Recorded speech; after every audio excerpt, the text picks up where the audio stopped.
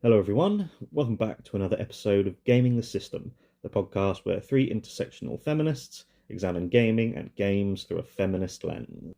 Today, I am your host, Matt, and I'm with my friend, Alex. Before we get started, if you want to support us, you can subscribe to our Patreon at patreon.com/gamingthesystem for some exclusive content, or you can send us a one-off donation via PayPal to our email address, wearegamingthesystem@gmail.com. So, Alex and I are back after a nice Christmas break. We hope that everyone, wherever you may be, has had a nice break. And if you're chilled out generally, hope you're continuing to chill out. And so that's the message that we always like to try and carry through things, is to be as chilled out as possible. So hopefully, well, the way I use gaming, and I'm sure the way a lot of gamers use it over the Christmas period, is to relax and to zone out of the general chaos that goes around with a particularly different flavour over the Christmas period. And I thought we'd start off with what we've been playing over the break. Alex. For sure. So I've really been playing two very, very different games over the Christmas period. And in fact, some games that I haven't played in many, many years over the Christmas period in particular. But I'll start with the main two that I've been playing outside of staying with family. And those are Astrobot and Baldur's Gate 3. And those of you that have been keen listeners of the pod will know that I have been attempting to finish Baldur's Gate 3 for some time, and I still haven't achieved that yet, but we have progressed slightly further through Act 3, and the amount of side quests in Act 3 is astronomical, and each one is very, very tempting to go and do. And sometimes you end up in a quest without even realising you're in a quest. Which is always quite fun to do. The city itself is absolutely sprawling, Baldur's Gate. So we're very often just spending half an hour figuring out where we need to go because it's so easy to get lost. At what point did you realise that Baldur's Gate is the name of the city? Oh, pretty much from pretty early on, like in Act 1 when people kept saying, oh, in Baldur's Gate. And I'm like, and then I asked my partner, who knows about the universe but hasn't played the earlier games, but he just knows that that's the city. So, yeah, pretty early on I knew. Yeah, it wasn't Why did until it take you a little while? It wasn't until we arrived at the city that I went, okay, so you go, because it could be, who's Boulder? What is, even though you find out who Boulder is, the city's named after, it's really interesting. Have you done that quest? I don't think we have. I can't recall. It's all a haze, because there was a period where we didn't play for maybe 3 or 4 months. So yeah, we still really enjoy playing it, but we just had a period where we didn't play it for that amount of time. So getting back into it has been, as soon as we came back in after the break, we were just like, what is happening? We need to read the journal. What has been going on? But yeah, it's quite nice in a way because it shows you how many quests you've completed, and you're like, well, actually, we've done quite a big chunk of stuff. We have to go and try and rescue Lae'zel because she's been kidnapped by Orin, so we need to go and confront Orin at some stage. There's still Gale's quest to do as well, with the Netherese crown thing, which we might do, we might not do. We've recently recruited Minsk to the camp, which is great. And boo! Love Minsk and boo. Yes, love boo. So that's all lots of fun, and we've got plenty of people in the camp. It was only last week that we realised Lae'zel wasn't there. We were like, where is she? And then we realised we'd left her kidnapped with Orin for several months and had forgotten that she'd even left because we haven't really interacted that much with her. And I'm sure plenty of other people will have lots of other characters that they've interacted with, less or more, depending on who they like out of them. But at the moment, we are on the Astarian quest line and attempting to defeat Cazador, which is not going well because we're currently all level 11, and I think we might need to be a high level to withstand the attacks of the many werewolves that are surrounding him, and that one skeleton guy who's really annoying. But we did pretty well with the werewolves and bats in the ballroom. We disrupted their party there quite well, thanks to my sneak attacks as a rogue assassin. So that's going quite well. But yeah, so that's Baldur's Gate. And Astrobot I haven't completed yet, but I'm on to the final planet of the Ring of Planets around the hub world. It's such a fun game. It's really sort of modern and nostalgic in lots of different ways, because obviously it's chronicling like the history of PlayStation. So you've got characters and IP from across the PlayStation universe, from PlayStation 1 to PlayStation 5. What's the gameplay like? Oh, the gameplay is really good. It's a platformer first and foremost. So you've got each of the levels is like a platforming challenge, and you can collect bots through your levels and also puzzle pieces to get things for your home world, basically, and try and restore the PS5, because the PS5 has crashed into the planet, and you need to collect each of the bits of the PS5 and put it back together. And there are challenging sort of mini levels. There's mini boss fight levels. There's boss fights at the end of each of the planets, and there's they're kind of like the buttons on the controller. So there's cross or X, circle, triangle and square, and there are 4 of them in each sort of planetary system, and they're really challenging. They're really challenging platforming sort of levels. And then I think once you've completed the main game, there's speedrun quests as well, where you have to get through the platforming as quickly as possible and kind of set a record time. So we've got that yet to come as well. So there's a little bit of something for everybody, I think. There's loads of collectibles. There's also, just the fun of wandering around in each of the environments. They're so well realised, and like they really take a lot. Like if you've played any of the previous Astro games, you'll know that they really use the haptic feedback and the abilities of the PS5 controller to the max in these games. So there's always something really fun and interactive you can do.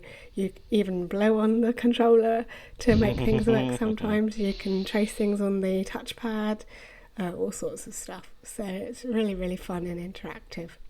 And I think there's a slight upward curve as you go through the planets, but generally it's a game that pretty much most people would be happy playing. But there is that challenging element there if you want it as well. So yeah, I'd definitely recommend it if people haven't played it.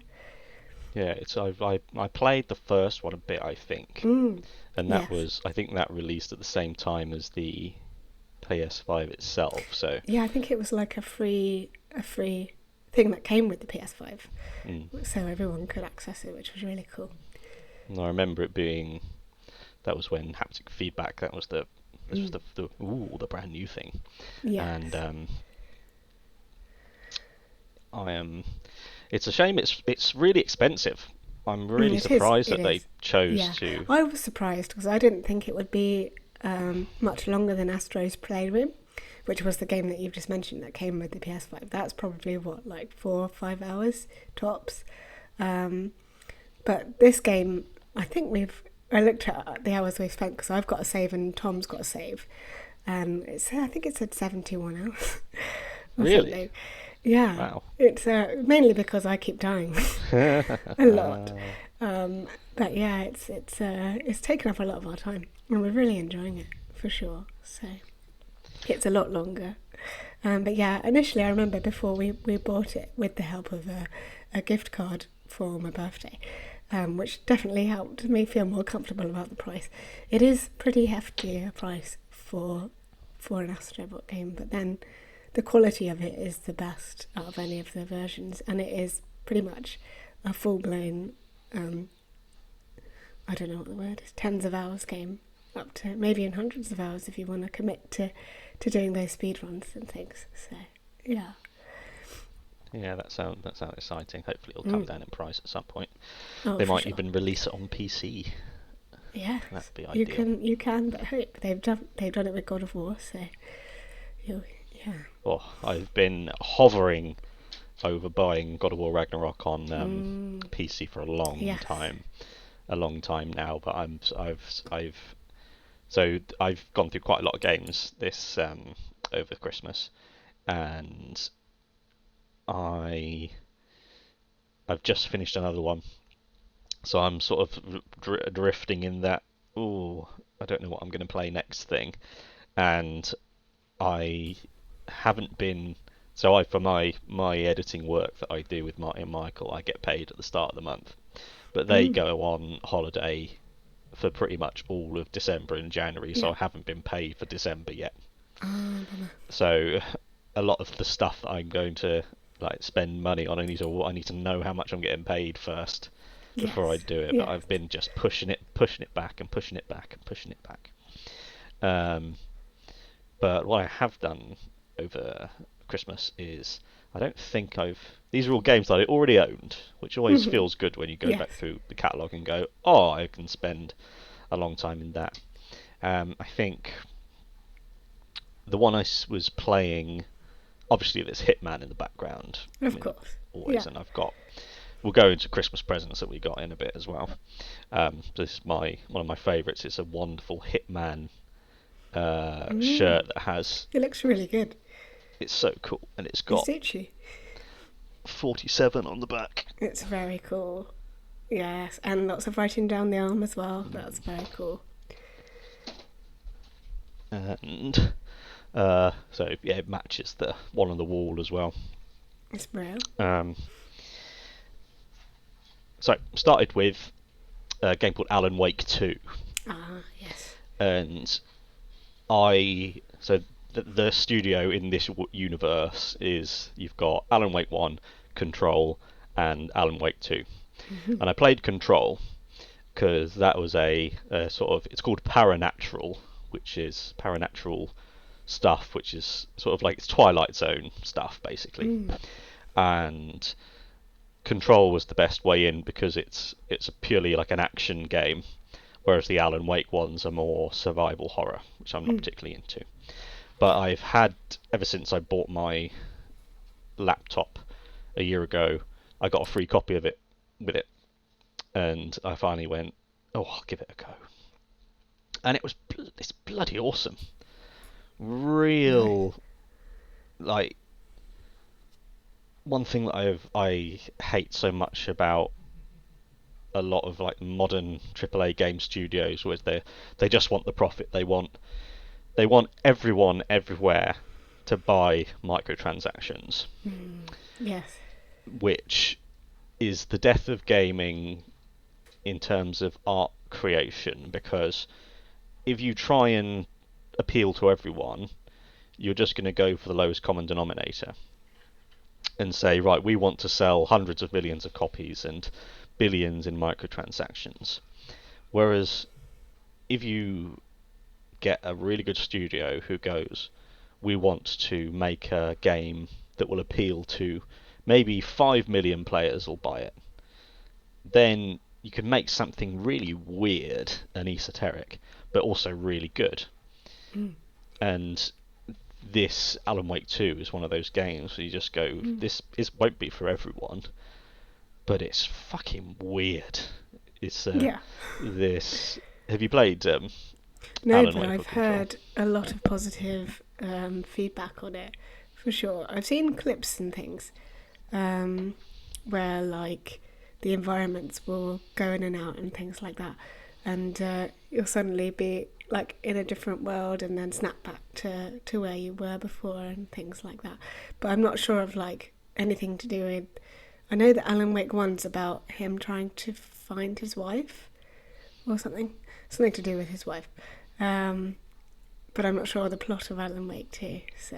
Yeah, I don't know what Alan Wake 1's about either. I've zero, because I played Control, then Alan Wake 2, and then I've literally just finished playing Control again. Oh, nice. For the second time. I played Control years ago, maybe 4 or 5 years ago. It made a huge impression on me in terms of the world and storytelling and characters and that. And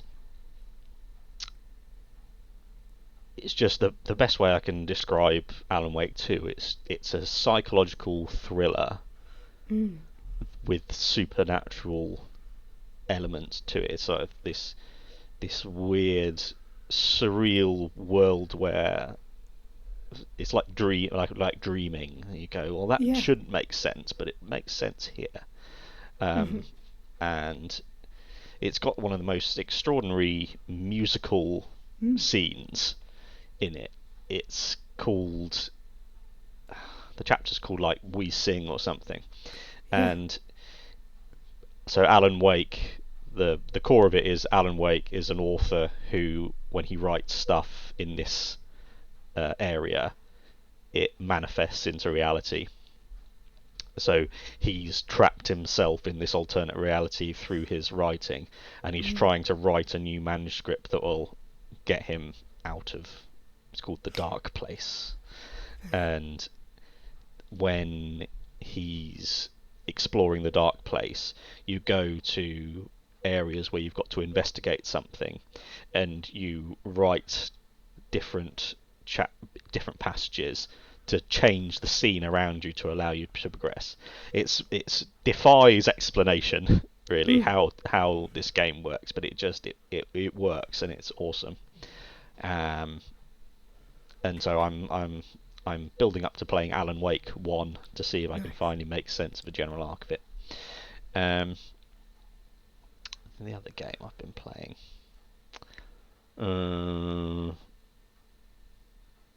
Final Fantasy 16. I hadn't played it up till now because the main character's called Clive, and I've it's not a very heroic name. No, it's not, is it? No. And so literally that's the only thing that put me off playing it for a very long time. But I watched Angry Joe streaming it for a while, and the writing is actually good. Yeah. But the voice acting is fantastic. Oh, nice. And that got me wanting to play it, because that's what good it's one of those things where you go, you don't realise how shit most voice acting is and how neutral it is until you hear something that makes you go, I'm going to play it because of these guys' voices. Yeah. And so I got started playing that. I tried it on PC, but it's terribly optimized for PC from PlayStation, unfortunately. So I refunded that, and that was fine. And I hope one of the things I'm looking forward to is Final Fantasy VII Part 2 is being released on PC later this month. Oh, good.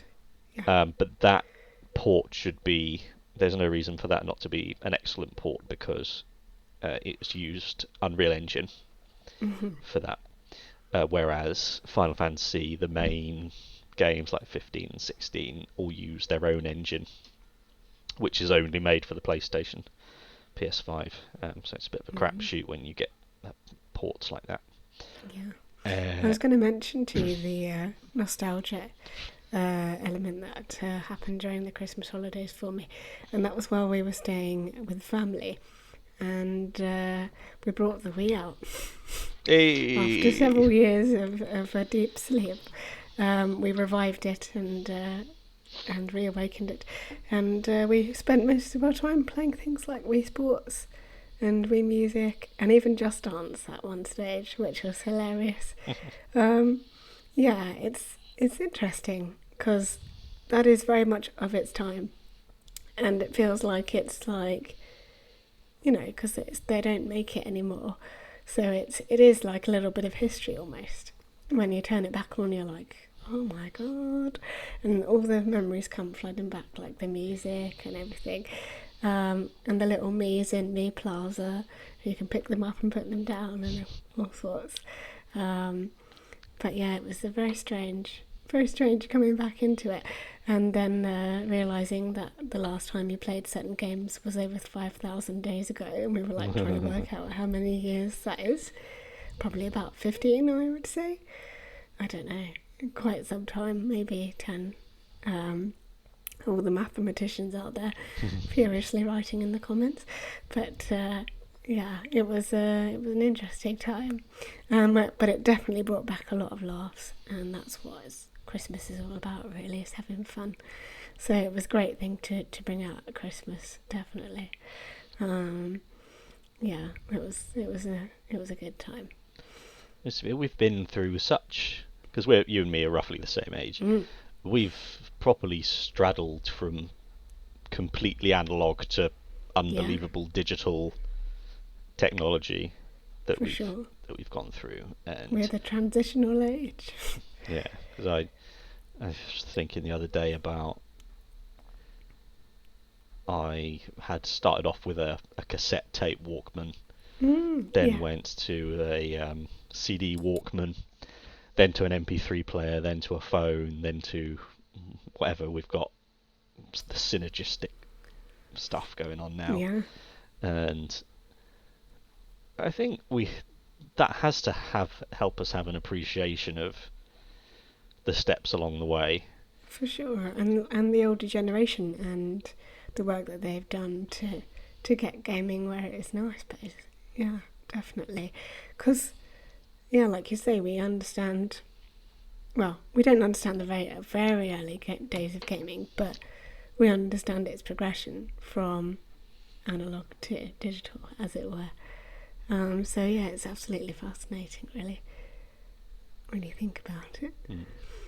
This has brought us talking about the Wii is like the perfect family game for anyone, because it's not a tricky controller, it's just a stick that you... It's emotion thing, and any way into gaming for the family is always a good thing. And an awesome thing happened with my family over the holiday is that Mum and Megan have been streaming for months now. They've done a huge amount, and that's been tremendous, getting them both into it, and they've both been doing it independently. Megan has been playing Hitman like mad, and streaming some of that, so that's an awesome thing I couldn't have anticipated that she'd enjoy. But I said it's the ultimate mindful experience. It really is probably the most mentally healthy game there is, in my opinion. But occasionally, normally I'll watch them streaming through YouTube. If I'm in my room, I'll watch it from there. But they started playing... I love watching them when they're playing horror games. I love being in the room watching them doing that. And I'll make some more clips to show you and Jem from this, because we've been playing The Devil in Me, which is the latest Dark Pictures game. And it's... Have you heard of H.H. Holmes? No, I haven't. He was a serial killer from 1910s, maybe. American serial killer, and is referred to as America's first serial killer. And this game is based on stuff about him, and so inspired by him. And it's very, very creepy. And me, Mum and Megan sat and played the entire game together over the course of a couple of weeks. Nice. And it was so much fun, because it was only Mum and Megan were playing it. I just watched. And just watching the two of them, it's just like having my own Gogglebox, personal Gogglebox channel. That's brilliant. And it was tremendously funny, because I don't react particularly like physically and visibly to things in general. when it depends on the thing really. When like most horror games that I've tried, I'm sort of looking past them. Like with Alien Isolation, I'd played it before, and I was playing it for the entertainment of it. I wasn't really scared by it, but there is, I think, the second or third episode of The Devil in Me that we did. It was utterly terrifying because we had. Because the setup we've got, normally we have the camera just on top of the TV pointing at Mum and Megan. Yeah. But because I was sat in the corner, we moved the camera to the side so it could watch all three of us. Oh, nice. So we worked that out sort of like in the middle of our playthrough. But on this one, we were all sat on our little sofa together. And the sofa's just big enough to squeeze the three of us. Yeah. And I was sat in the middle between the two of them, and we've got this beautiful blue sort of seal plushy thing called Squish. Oh, nice. And I just had sat on him, and I was terrified hiding behind him. Oh. Because it was in that. It's the best of the Dark Pictures games Sound it, yeah. I've played. I actually didn't want any of the characters to die. Oh, that's good. Usually they're so annoying. It's Just just like, I don't useless. care. But all of them, there was a bit where two of them were talking with each other, and they've had like some banter between them, sort of a bit of edge to the banter, and the guy says to her, "Look, we're broken up, but we're still working together, and it's not okay to blindside me with something."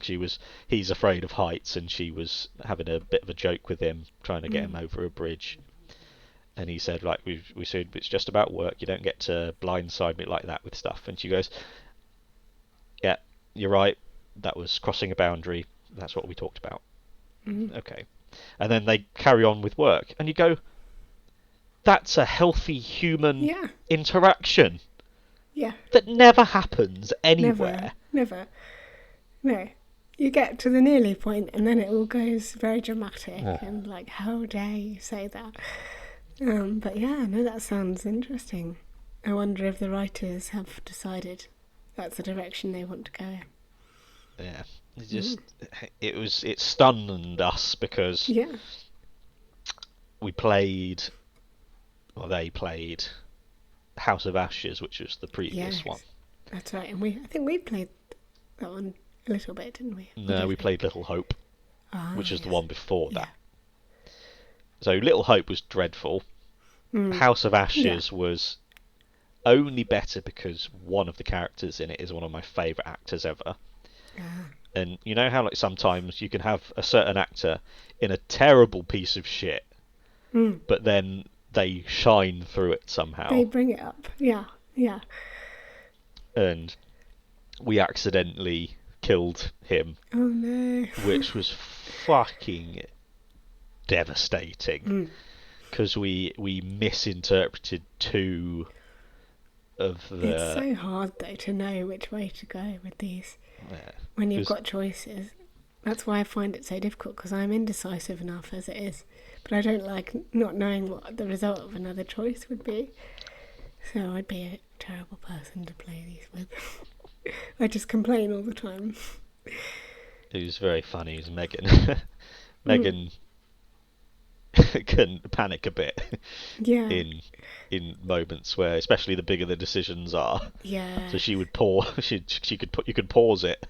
Yes. And she'd just go pause. She sometimes when she's playing a game and she gets sort of overwhelmed by it, she'll close it and go to the main menu. She'll go quit game and go to the main menu and just go, okay. Yeah. And Take a second. Yeah, and there were so many times where I'd go pause, and then you can you can stir the pot with her a bit by going, "Oh, I don't know if we should have done that," and then she'll pause it and look at me. And yeah, this basically this guy is trapped and you can either leave him or go away or run away. And both of the options we left him behind, even though we were screaming, "That's not what we meant." Yeah. Just twice in a row, so in like 30 seconds you destroy everything. Oh no. And, Yeah. that was devastating. And But yeah, I have a question for you actually. You're obviously they've got more into gaming as time has gone on, and they've been streaming and things. Are they picking up little sort of gamer mannerisms where they begin to predict like the ways that games are? How you know, like if there's a lot of health in one place, there's going to be a big battle, or the little things that gamers are like, oh, I know what you're doing here. Are they starting to pick up on those sorts of things? Megan very quickly worked out that you can often tell which kind of walls are fake walls. Yes, Going, oh yeah, the texturing of this one is slightly different because it's not the same. And doing the thing where, so in Hitman you've got a thing called instinct vision where you can see through walls and see targets and that kind of thing. And she was playing, I think we were playing the Devil in Me more, and she was pressing the button to activate the instinct to try and see through walls. Yeah. And it really is so Megan played a couple of years ago with her ex-boyfriend, and so she played it for quite a while then, and she's sort of reclaiming it for herself now. Nice. Yeah. Which, from the sounds of it, is something that a lot of female gamers go through. Yeah, I certainly, when I handed a bunch of games in to a two game actually to trade in for money and for other games, because I associated them with my ex-boyfriend, or he'd bought them for me, and I was like, no, we start afresh. So there are some games that I like really enjoyed, but no, I probably won't go back to them, because I'll be like, no, I've had my time with you, I'll move on now. But yeah, reclaiming it sounds like a really positive and healthy thing to do. So maybe I will look at my back catalogue and see some of the ones from how many years ago now? Nearly 10 years ago now. Oh, 9 years ago. And see if I can start them again. There are a few definitely good ones. Actually, one of the best ones, which I have played actually, so I can say I've reclaimed that one, is probably Shadow of Mordor. That one's brilliant. And Shadow of War. Although I haven't actually finished the main story of either, I very much enjoyed my time with them, up to the point where I realised it was asking me things that I didn't feel comfortable doing anymore. You know, because sometimes it just takes so long to do an objective, especially when you have to like turn an orc to your side, or get an orc to kill someone else, or recruit it to the other side and stuff, and you're like, it takes you ages to work out a plan to do that, and then it's like, do that 6 more times. I'm like, but I've already done it. Don't ask me to do it more. So at times I kind of lost my patience with it, but I absolutely love the world that they made, and all of the collectibles I loved, because that delved into the lore of Lord of the Rings, and I thought Troy's voice acting was amazing in it. And I just love, also the orcs' voice acting is amazing. There was this one orc, I think in Shadow of War, that I encountered pretty early that killed me like 3 times and then came back with like half an arm and an eye missing or something. You know how they change.